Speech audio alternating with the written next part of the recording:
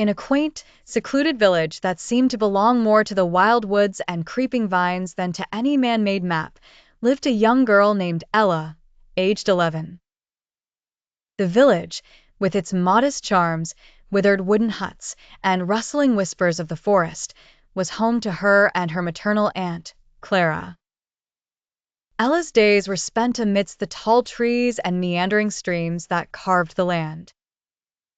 One particular day, with the sun lazily drifting away behind the clouds, she trudged to the riverbank to collect water, as was her daily chore.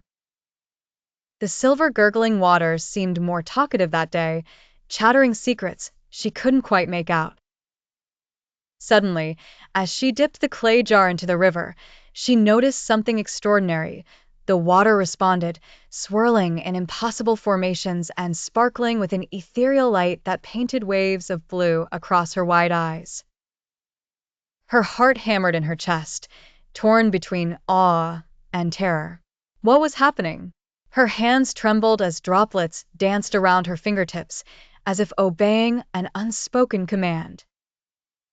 Panicked and bewildered, Ella dashed back to the village, the hem of her skirt gathering dust as she sprinted. Breathlessly, she burst through the door of her quaint home. Clara, worn and wise beyond years, rested in her usual chair, knitting beside the stove. "Aunt Clara," Ella gasped, eyes wide as the moon. "Something happened at the river. The water, it listened to me." Clara paused, her needles coming to a sudden halt. She regarded Ella with a thoughtful sadness, a veil slipping from her gaze that the young girl had never before noticed. "Ella," Clara began, her voice as gentle as the breeze, "there is something I must tell you about your mother. She, too, possessed the gift of water, in ways that matched the river's song and the rain's dance." Confusion flooded Ella's features, yet curiosity sparkled in her eyes. "But why didn't you tell me?" Clara sighed, a sound like the wind through leaves. "It was hidden to keep you safe.